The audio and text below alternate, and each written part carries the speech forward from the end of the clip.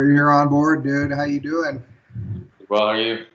Good. I was noticing the date and the thread from our last Skype call, and it was Like a month? May May 30th, something like that. Where the hell did time go, dude? Ooh, bye. June was crazy month. God, hasn't it been? Yeah. I agree. How you doing, man? What you up to today? Just got back from drive down the coast. Went looking for some surf, but didn't quite find anything worth busting the board out for.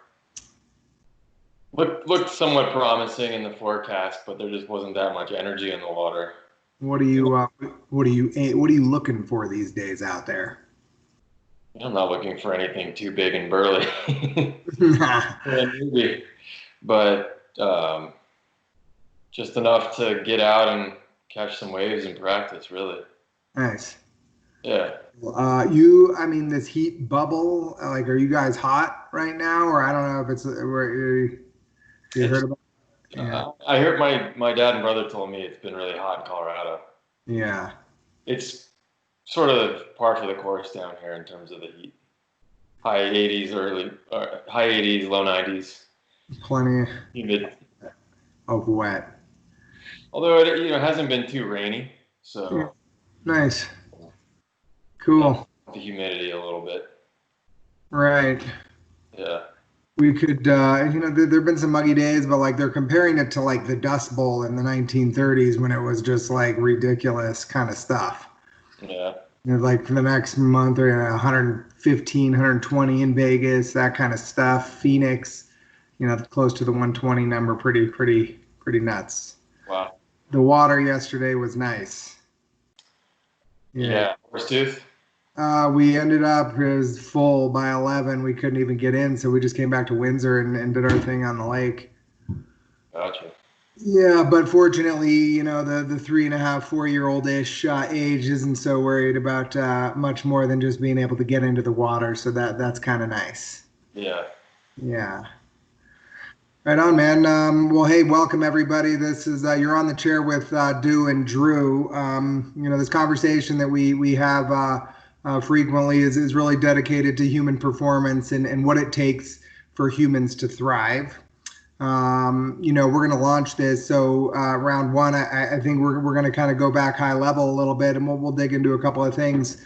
But Drew and I go way back, and for I'm going to say the better part of a decade probably now. We've been skiing together in the winters, and you find yourself on chair lifts frequently, especially as fast as Drew skis, and you end up finding yourself with a lot of time to converse. And we're both sort of coming at this from different angles, but honestly, the end game is like the same destination, right? And though the destination is positive rhythms for the journey and the ride that we're on, it's the fulcrum, the place where everything comes together is how much control and power we actually have on living well and thriving. And one of the frustrations we've come up with, just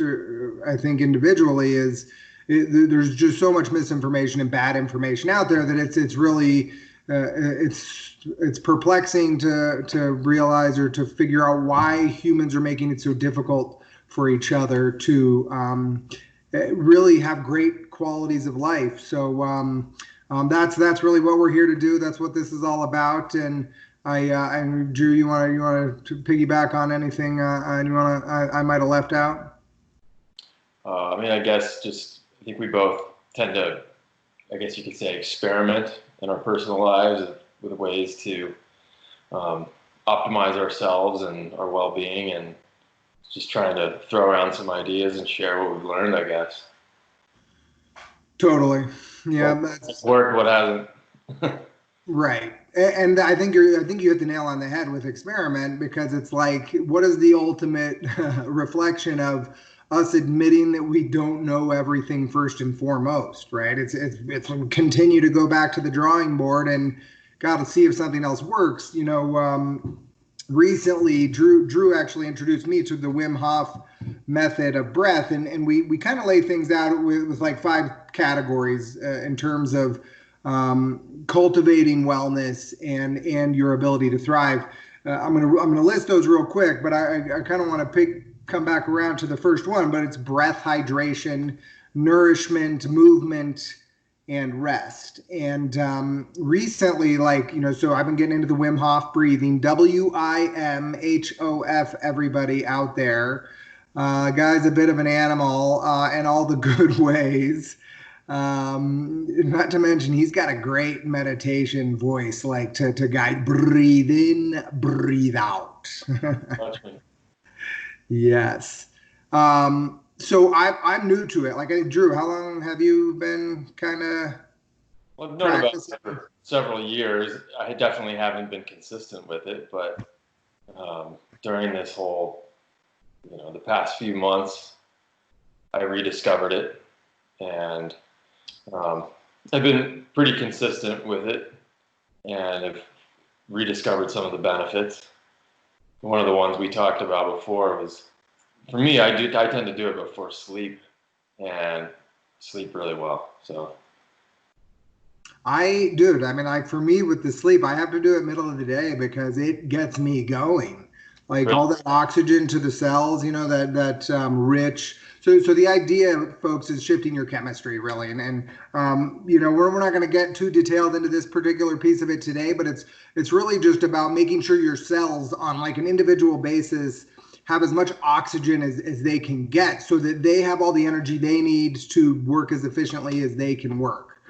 And when you don't breathe deeply enough, you sort of limit how rich the oxygenation of your blood can get. I was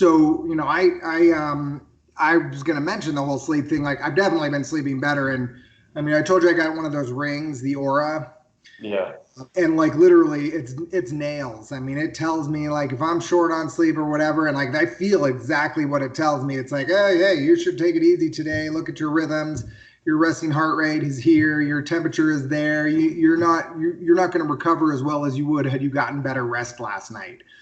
So I've been trying the Wim Hof before bed, but it actually kind of like ignites me a little bit, and I need to I work with something a little different right at bedtime, but definitely the daily thing has been huge. I mean, yeah, again, it's a roughly a 10-minute practice. I think can really do wonders. And it's really when your cells have all the energy that they need, like they are so much more efficient at getting rid of toxins, not letting shit happen with replication, like doing their thing from the most healthy place, a positive spin when those cells are replicating. So like definitely thank you for that rec. Took me too long to try it for sure. But just another example of like, I've been at this myself for, I don't know, roughly a little over 10 years, maybe, just in terms of rededicating to fitness and wellness and all that good stuff. And again, here's one more little trick of the trade that is out there, that's easy. Everybody can take 10 minutes at some point and execute some strategic breath patterns to improve their quality of life. yeah. Doesn't cost, yeah. Helps hugely with stress and mental well-being, for me anyway. Yeah, totally. Sort of control over my thoughts, control over emotions. You know, I find that to be really helpful. It's the ultimate way to be present in the moment. When you're making decisions, when you're trying to consciously evolve your habits, like that's just not on a whim, right? You got to like, there's some psyche that goes behind that, where it's, maybe it takes a little time for you to start to scratch the surface at knowing something could be better or needs to change. And you need some time to think through it, to digest it, consider the options that you might have available to, and then ultimately commit to making that change.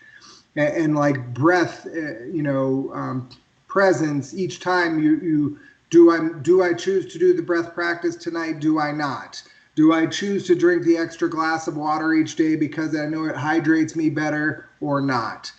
Do I choose to exercise today, even if I've got a busy day already, or do I not? All of these things is really for me where breath comes in.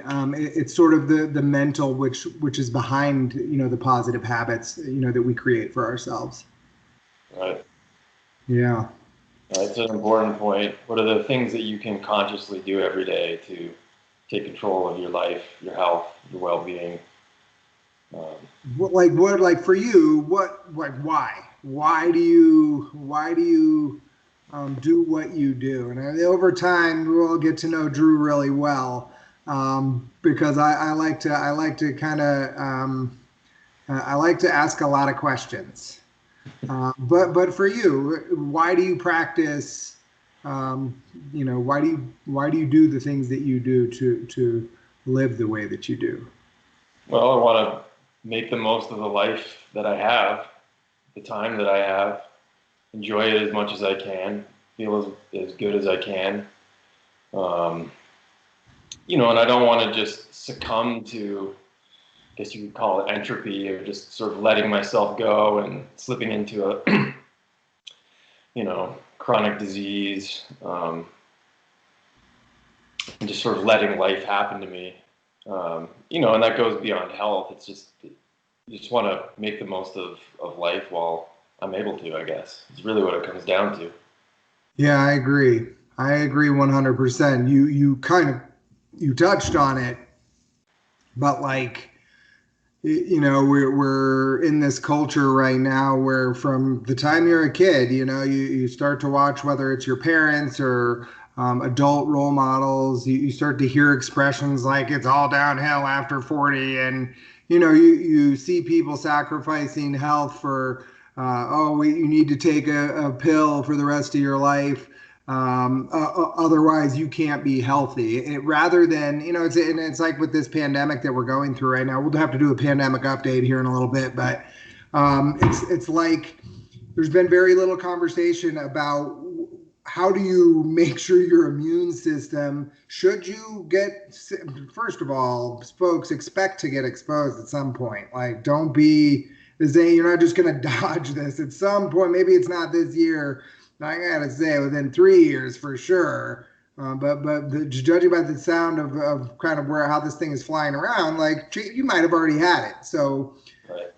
but kind of like Drew said, like there's very little information anywhere that I'm seeing that you don't have to go hunt down and really kind of delve into about how do you build your immune system? How do you make sure that should you get exposed, your body's going to actually be able to just take care of it on its own? Sure, you might experience some symptoms, you might get flu-like or whatever, but we hear the people who are truly suffering are those that kind of have comorbidities already, heart disease. They're overweight, they're diabetes, those types of scenarios, which we have the ability to sort of avoid through conscious choices. Right. Yeah, that hasn't been part of the discussion at all. We look at it like we look at a lot of other things. We're just victims of what's going on around us when, you know, shit happens in life, of course, and you can't control everything, but there are a lot of things that we do have control over and that can have a meaningful impact. And to not choose to take advantage of those things just seems foolish to me. Yeah, I think, and I'll speak for both of us. You tag on if you want to here, but Drew and I both believe that you can get like well in deep into life and live a pretty vigorous, healthy, active experience. This isn't, developing the forward posture where you look like you're going to crumble when the wind blows and when you get into your elderly years. We believe that you can stay active, healthy, well, neurologically, cognitively sharp, far longer than what it feels like we're being taught. Yeah. So I don't know. You're gonna tag anything to that? Yeah. there are plenty of people who have proven that. Right. Who knows? Maybe some of us get lucky. Maybe some of it's genetic. Who knows? But there are clearly things you can do um, to tilt the scales in your favor. Right. Fortune favors the bold, I suppose. Sure. You know, It does take work and discipline and focus and commitment. but But it's you'll a never be disappointed. pain a little bit, which is not always easy. Right. I, you know, I think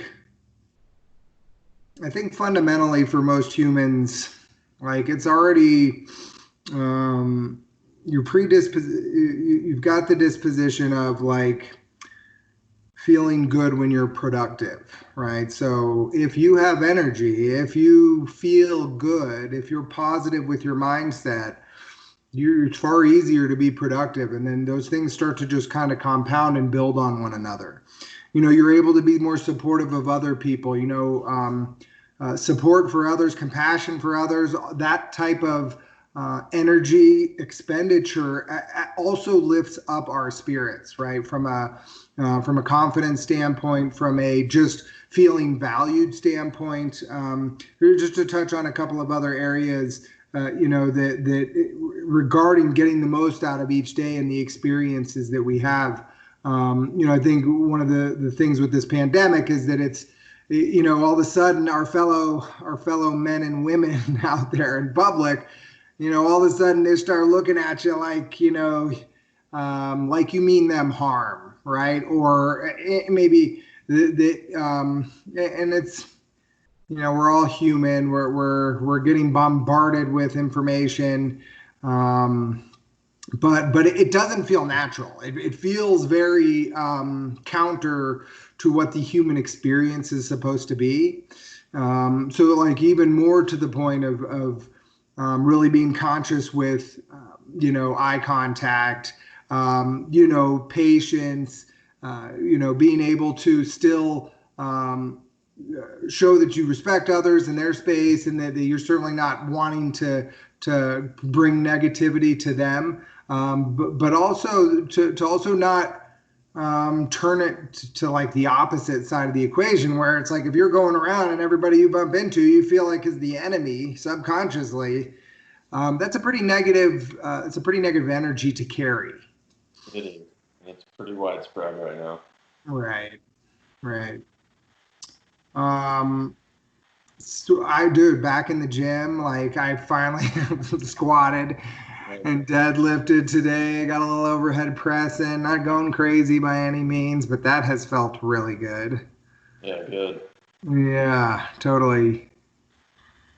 There are, there's many different ways from a movement perspective that you can stimulate, and really you'll feel your best and experience the least amount of pain if you're going in all of those directions, right?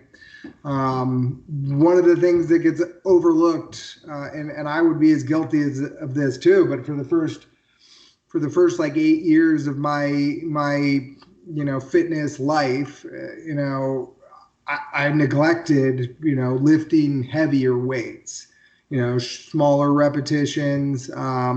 It's flirting with like how much can I actually physically lift it from a maximum perspective, and it's probably the kind that takes the longest to master or to get competent in. It takes practice, and it can be a little bit overwhelming, but it's absolutely necessary and vital, right? To just one of those things when we talk about movement, to challenge your body's overall output potential. And for me in the pandemic, I haven't been able to get access to any of that equipment. I don't have it here at the house. Right. But I mean, I know you feel pretty strongly about the importance of lifting heavy. Do you want to throw down some anecdotes on just where that is for you? Well, I think that stress on the body triggers a lot of positive adaptations or adaptations, however you want to put it. And, I'd have to go look up the studies or the data, but there's a correlation between strength and longevity.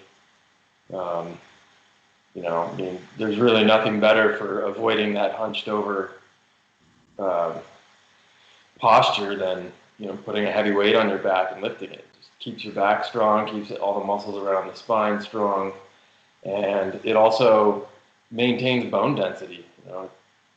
Keeps the bones bigger, stronger, just more integrity in that matrix of the bone structure over the long haul. For those, it's great for, it keeps the endocrine system working more properly. Sure. I mean, like for those of you that are supplementing with calcium and whatever every day, like that's really not how you build strong bones. I mean, sure, do you need minerals and such?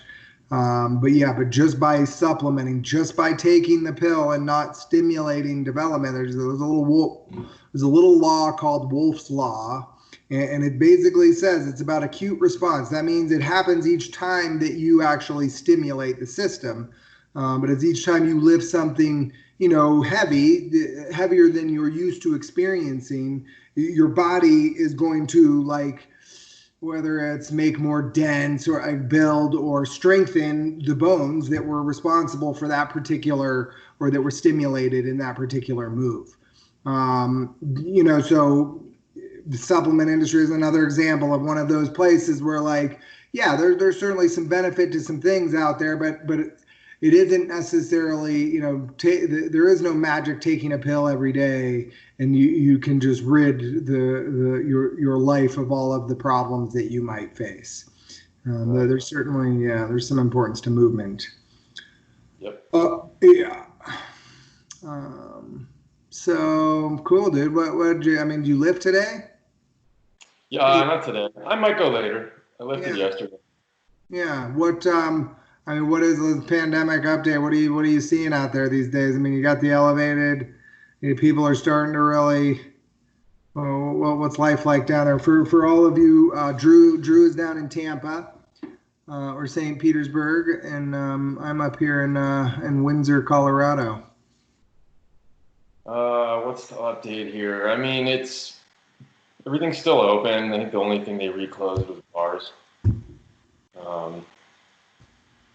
I mean, it's just there's a little bit more of a mandatory mask situation in a lot of indoor places, but it's not the only real difference, honestly. Well, I think like you don't. I mean, it's not like there have been more cases here, but I think they've been isolated a little bit. So there's no sense of panic. People are outdoors, in the parks and the beaches and living their lives just like they normally would. Right. It's amazing how different it can be, like county to county, city to city. Like up in Boulder, it's definitely quite a bit more strict. I mean, it's outdoor masks. It's on the trails. It's masks. It's what's that? Is it mandatory, or is it just most people? I don't know what that means exactly. I mean, I haven't seen anybody or heard of anybody like getting ticketed for it. But they've got signs on the bike path in Boulder, like literally like every whatever quarter mile or something. There's a little corrugated plastic sign that's been put up. Certainly for me, I mean, I enclosed spaces, places where you're going to be close. I don't have like the mask for me. I mean, it just isn't really turning out to be that big of an inconvenience. I mean, if nothing else, if it shows that I have compassion for other humans, I mean, I think I can handle doing it. I do, the stuff where it's like outside and the breeze is blowing and that's a pretty big stretch. For me to believe that that's where these spikes are coming from. And in general, I mean, again, washing hands, resting, nourishing, hydrating, making sure your body is able to rid itself of whatever byproducts it doesn't like. It's got the systems capable of handling it. We're designed to deal with this sort of thing. Right. And it's obviously can be pretty hard on certain people, but generally speaking, as a species, we're designed to encounter these sorts of things, deal with them, and adapt, really. Exactly. That's why we've survived. I mean, it's not only in our mind, or it's like our cells are programmed to do what they need to do to survive, but they're much better at it when you give them the things that they need, right? Like hydration, certainly super key. You're 70% water. It's responsible for, it's involved in every chemical reaction that takes place in your body, which basically boils down to, I don't even want to count the number. I don't know the number, but it's lots of millions of reactions every your cells replicating at every level. It's important. Detoxification, it cushions and lubricates your joints. It helps you flush out, just like detoxify. People always want to go through cleanses. Let's start by getting some good hydration. That's a great way to fundamentally begin your cleanse. Well, and on the flip side, a lot of things you can avoid to have to avoid the need to cleanse in the first place. Sure. Don't take in yeah.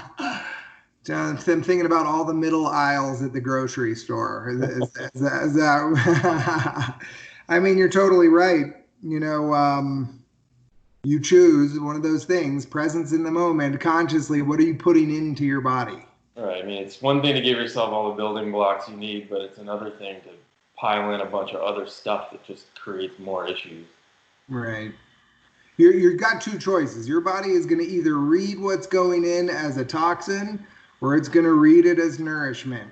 Yeah. If it reads it as a toxin, let's say you ate, you had your lean protein, let's call it just some antibiotic-free chicken as an example, and you got some veggies that go along with it, and maybe some whole grains in there, but then you drink a soda with it, or you do something where you take in something alongside of it that is toxic to your system. Your body's going to react to the toxicity, and it's going to worry about getting rid of that toxin. It's going to be distracted. In other words, it's not going to receive the nourishment. It's not going to do what it should do, because it's in this mode of, I got to get rid of this, because of the crap that you gave it. Yep. Yeah. So, building blocks, right? Nourishment, fuel. I mean, as sad as it is for you all to hear, and this doesn't mean you can't make your food such that it tastes good, but you don't eat so that you can satisfy your flavor cravings. You eat to fuel your body. Well, yeah, and honestly, I think as you change your sort of personal paradigm as far as food, the things that make you feel good end up being the things that taste good to you as well. Right. And the stuff that you shouldn't be consuming all of a sudden starts to leave a wake of ugh. Yeah, eventually it becomes repulsive to you. Right. It'll give you a hit of dopamine or whatever it's designed to do to kind of keep you addicted to it. But once you're not always looking for that type of satisfaction, a different type of satisfaction kicks in.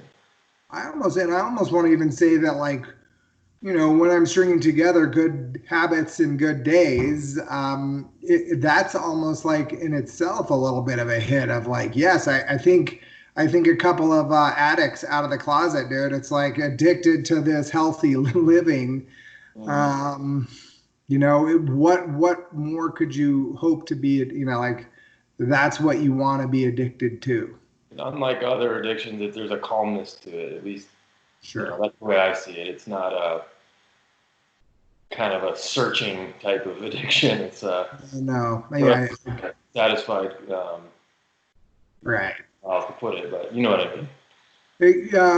I think probably, yes, I definitely know what you mean. Let's see, what else do we have? Like, kind of where I jumped in at the beginning, the thing with rest, this ring that I was telling you about. Yeah, I'm curious to try something like that. Let me here, hold on. Let me see if I can see if I can show you like the dashboard on it. So, you know me, high level. I'm not getting terribly granular with everything, but like this is sleep. Can you see that? Yep. And like, so that's last night. Looks Let like a me good show you. night. Let me see if I can find a bad night. Let me see. So, what else did I have in there? Latency and timing they've got on there too. But let's see if let me see. I'm gonna give you some. Oh yeah. Now how about this? This is, I think, is this Friday night. You got the orange, but you don't want to see the orange bars there. What, So, what was different on Friday? well, I mean, it's Friday night. It's like Montel Jordan. There's a party here on the West Side. Was hanging out. And these are behaviors that occasionally, I like to have a few beers or something like that, and Yeah. howl at the moon, let's just say, and like it's reflective. Now, the important thing about that is everybody's human, and we all do our things. You just don't want to be stringing every night like that together. Right. Well, this was a thought I had earlier when we were talking about toxins. We're also designed to deal with some toxins. It just can't be a constant onslaught. Right. Yeah, live your life. This is about cultivating positive habits. There are exceptions that come along the way. Don't beat yourself up. You're still human. But that when I'm working with this ring now, I mean, it's like I know.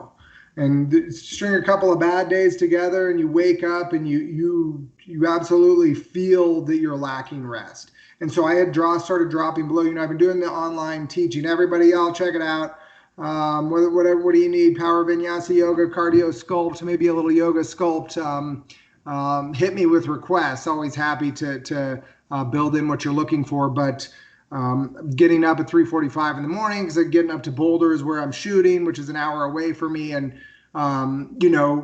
trying to get to bed before 9 to get at least 7. But with a 3-year-old in the house and whatever, I mean, usually my time is 6.5, 6 hours 15 minutes, and like string 3 or 4 of those together, and the next thing you know, your body's like, hey, pay attention. The ring is telling you, hey, you need to get a better night's rest. You shouldn't go too hard today. You can feel your muscle soreness, all that kind of stuff. Like it's sort of I mean, it's obvious. And so it's been a total cool thing to work with for me, just because I didn't have that level of information, and I always felt like I was getting enough rest. But when I get a little bit more, I feel a lot better. And like, so I would even, one thing we haven't really talked about yet is the cognitive side of things. And it's like, if you're short on your rest for like if those are your habits, things like Alzheimer's and dementia actually start to go up in prevalence because your brain is not getting the chance to heal, to let the short-term memories actually turn into longer-term stuff. Neurologically speaking, it's a vital time. The actual efficiency and amount of rest you're actually getting. You're drinking alcohol, you're not going to get the same level of rest as if you're not. Right. But the sleep cycle is the same. Right. And again, you have to go and find some literature to back this up. I think some of the sleep cycles are the time of night when your brain detoxifies, which is just a tangent on your comment about neurodegenerative diseases. Sure.